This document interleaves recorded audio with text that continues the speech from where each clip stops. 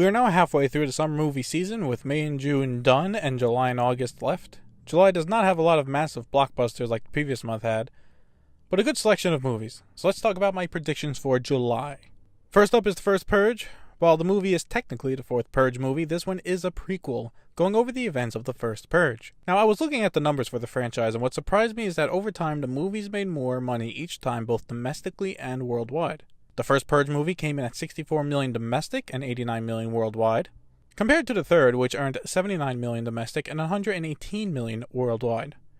While this is great for a franchise, I have to say it won't continue its streak, at least domestically, as AntMan and the Wasp comes out 2 days later and will hurt it. So I'm going to go with $70 million domestic and $120 million worldwide. Next up is the last Marvel studio of the year, Ant-Man and the Wasp.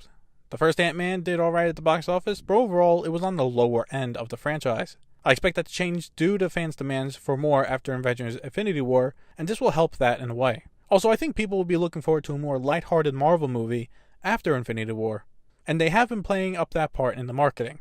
So far, the tracking for its opening weekend is around $75 to $90 million, so assuming it holds around there, I'm going to go with $245 million domestic and $670 million worldwide.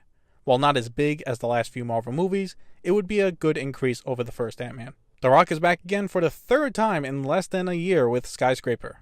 There's not much to say about this except it's an action movie starring The Rock, and it looks like it's based on many different movies, including Die Hard. It doesn't look bad, it's just a typical summer action movie and should perform just like that. With it securing a date in the middle of the Chinese blackout, however, it will do very good, at least international-wise, thanks to this.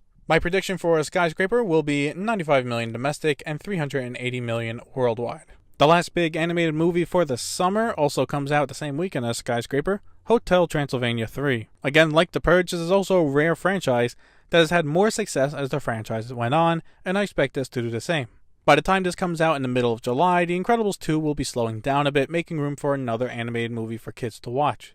This will also have some room until the next family-friendly movie comes out in August, Christopher Robin. Final prediction for Hotel Transylvania 3 is $190 million domestic and $500 million worldwide. Here we go again. Mamma Mia is back with Mamma Mia, Here We Go Again. A sequel coming just 10 years after the first one and should not be underestimated by people.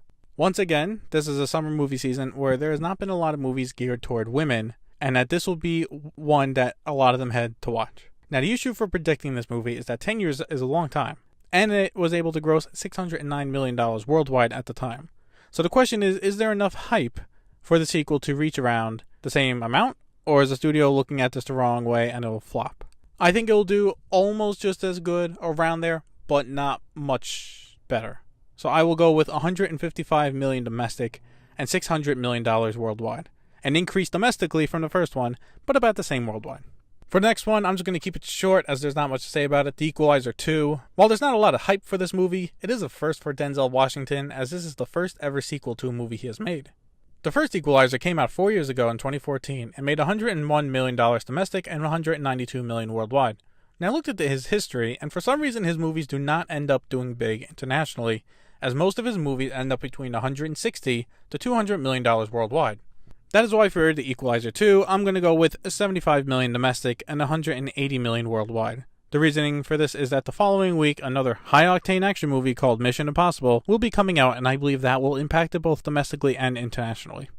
The next movie up is what I believe is the last animated movie for the summer, and that is Teen Titans Go to the movies. Now, damn, this is a hard one to predict because usually animated movies do pretty good, but the ones based on TV shows do not. For example, the latest TV show turned into a movie, My Little Pony last year, only did $60 million worldwide. Now, you could make an argument that it was not as big as superheroes, which it is not, and that it was a couple years too late. So I think this will land right in the middle of that with the fact that it is based on a TV show. It will hurt it a bit. However, it is a DC property, it is using DC characters, and the kids will probably want to go see it. So I'm going to go with $60 million domestic and $140 million worldwide. Finally, we finished July with one of the more hotly anticipated movies of the summer, Mission Impossible Fallout. Tom Cruise is back, and with the sixth movie in his franchise that has only gotten better overall as the series continues, with Rogue Nation and Ghost Protocol being considered the best of the franchise. While the last two movies have averaged around $200 million domestic and $690 million worldwide, I expect Fallout to break this. With a strong marketing campaign so far that features Henry Cavill reloading his hands for a fist fight and a very well done trailer, the hype is there for this movie.